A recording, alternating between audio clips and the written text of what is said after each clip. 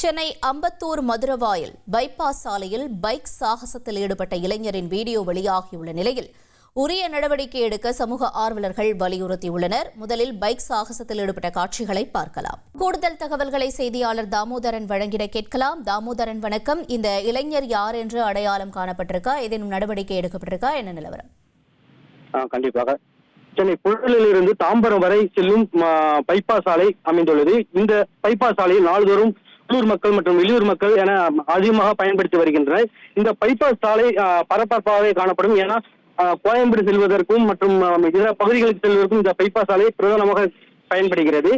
இந்த பைபாஸ் சாலை வழியாக நேற்று மாலை ஒரு நபர் ஒருவர் வாகனத்தை முன்பில் பக்கம் தூக்கியபடியே வாகனத்தில் சென்றுள்ளார். இந்த வீடியோவை தனது இன்ஸ்டாகிராம் பக்கத்திலும் பதிவிட்டுள்ளார். அந்த வாகனத்தை கடந்து செல்லும் வாகன ஓட்டிகள் கடும் அச்சத்துடனே பயணித்து வருகின்றனர்.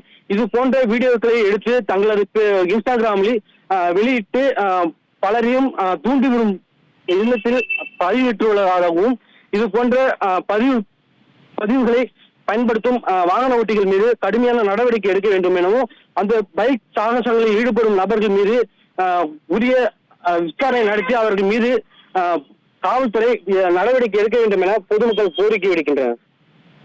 தகவல்களுக்கு நன்றி தாமோதரன்.